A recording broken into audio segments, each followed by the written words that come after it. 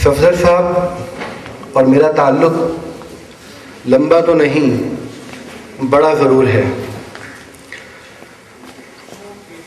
सफदर साहब के बारे में मैं एक शेर से अपनी बात का आगाज़ करूँगा कि ये एजाज़ है हुस्न आवारगी का, ये एजाज़ है हुस्न आवारगी का, जहाँ भी गए दास्तां छोड़ा है। हुस्न और आवारगी, हुस्न अगर अलग हो तो उसे बदनज़री खा जाती है और आवारगी खुश नज़री की ज़द में आ जाता है। दास्तान तब बनती है जब इन दोनों में खूबसूरत तनासुब हो। और जहाँ तक सफदर का ताल्लुक़ है तो सफदर की शख्सियत में हुस्न और आवारगी का बड़ा खूबसूरत इम्तिज़ाज है। हमारी पहली मुलाकात 2005 में कॉलेज में हुई जब मेरी सिलेक्शन हुई। खालिद साहब, मैं और सफदर साहब एक ही बैच के थे। कॉलेज में आए तो मुख्तलिफ दोस्तों से मुलाकात हुई। सफदर को दूर से देखा तो एक तालिब इल्म लगा, और जब दोस्तों ने कहा कि ये भी लेक्चरर हैं तो मैं हैरान हुआ कि इतना निक्का प्रोफेसर।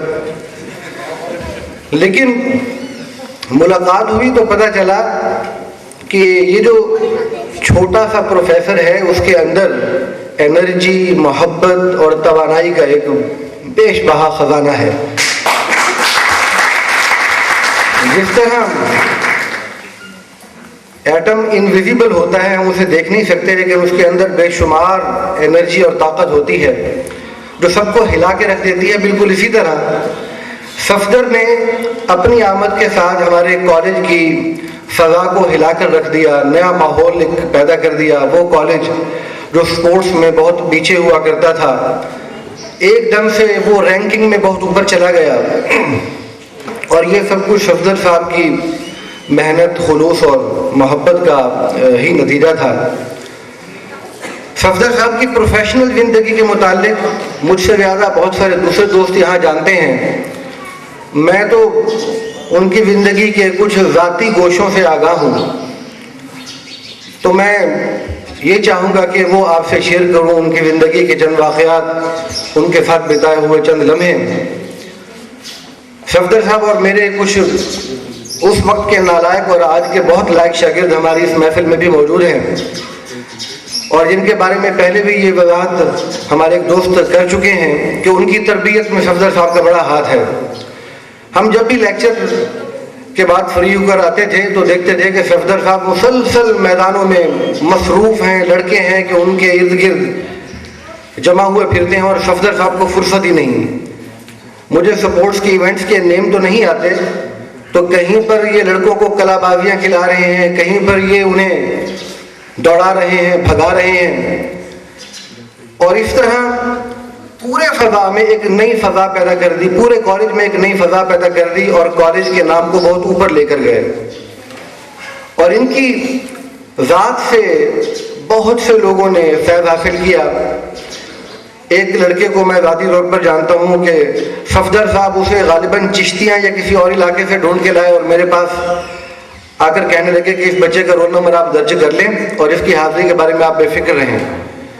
तो मैंने कहा हुजूर क्यों, ये कौन है बच्चा? तो कहने लगे बस मैं आपको फिर बता दूंगा। आप बाद में वही लड़का, मुझे पता चला कि उसके जो एक्सपेंडिचर थे यहाँ रहने के, हॉस्टल वगैरह के, और उसके जो ड्यूज थे वो सफदर साहब अपनी जेब से भरते थे। और इनकी मेहनत और इनकी तवज्जो से वो लड़का हमारी कॉलेज की तरफ से श्रीलंका जाकर खेल के आया था। गालिबन श्रीलंका से ना सर?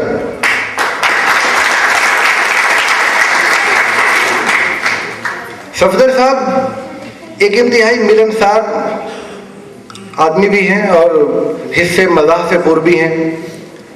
दोस्तों में बैठना, चुटकुले और जुमलेबाजी में कभी कोई इनको हरा नहीं सकता।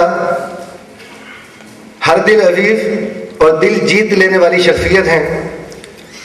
बज़ाहिर ये जितने सूटेड बूटेड लगे, लेकिन अंदर से वही सादा देहाती सफदर है जो खाने में आम पर यूं टूटता है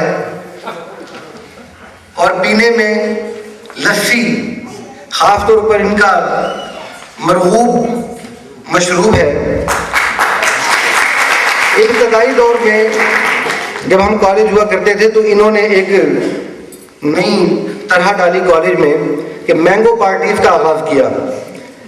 हर संडे हम तमाम दोस्त इकट्ठे होते और आमों के टोकरे आ जाते, कभी सफदर साहब, कभी मेरी बारी, कभी खालिद साहब की बारी, तो कभी किसी और दोस्त की बारी, और हम बेतहाशा आम खाते। और सफदर साहब अपने खर्चे पर घर से इतना बड़ा ढोल लस्सी का बना कर लाते।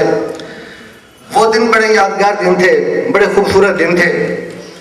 और एक बात मैं आप लोगों से शेयर करना चाहूँगा कि सफदर साहब जब